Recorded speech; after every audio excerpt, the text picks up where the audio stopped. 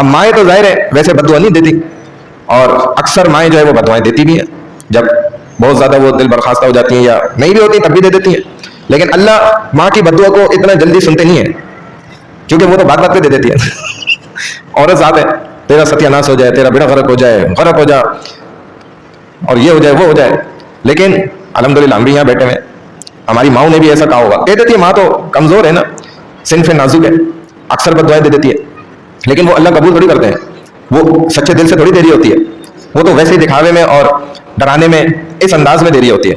اس کا واقعی حقیقت میں یہ ارادہ نہیں ہوتا کہ یہ اصل میں اس کے ساتھ ہو جائے. تھوڑا سا کچھ ہو جائے تو وہ سینے سے لگاتی ہے. لیکن باپ جو ہے نا یہ بددعا اتنی آسانی سے نہیں دیتا. لیکن ہمارے معاشرے میں مشہور یہی بات ہے کہ ماں کی بددعا یہ بڑی خطرناک ہوتی ہے. حالانکہ میں نے یہ ثابت کر دیا ابھی آپ کو، کس کی ماں ہے جس نے اس کو بددعا نہ دی ہو؟ سب کی ماں دیتی ہے ماشاءاللہ، لیکن لگتی نہیں ہے. اس کی وجہ کیا ہے کہ وہ دل سے تو نہیں دیتی ہے بددعا. لیکن باپ جو ہے نا یہ بددعا نہیں دیتا اتنی آسانی سے، اور اگر اس نے بددعا دے دی تو وہ فوراً لگ جاتی ہے. لوگ کہتے ہیں نا ماں سختیاں بہت برداشت کرتی ہے عورت جو ہے، اور اتنی باپ تھوڑی برداشت کرتا ہے.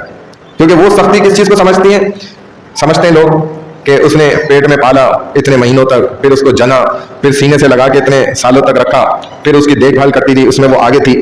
یہ کتنا عرصہ کیا اس نے؟ 2.5 سال، 3 سال، 4 سال دودھ پلاتی رہی، پھر 2 سال میں چھڑانے کا حکم ہے. اور باپ اب اس کی ذمہ داری وہاں بھی تھی، اور اس کے بعد بھی نا مرتے دم تک اس کی ذمہ داری روزانہ یہی والی ہے جو اس کی جننے والی تھی. یہ تکلیف وہ روز اٹھاتا ہے. تبھی اللہ نے صلہ کیا دے دیا کہ بھائی ماں کے قدموں میں جنت ہو گئی، لیکن جنت تمہیں مل گئی، ٹھیک ہے.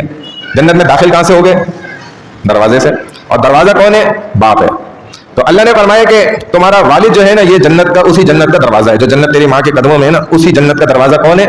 تیرا والد ہے. اور اگر والد تمہارا خوش نہیں ہے تو پھر جنت تو ہوگی تمہارے پاس، لیکن تم اس میں جا نہیں سکتے. پھر دروازہ ہی ہے تمہارے پاس، کہاں سے داخل ہو گئے؟ تم جا نہیں سکتے، دیکھتے رہو باہر سے.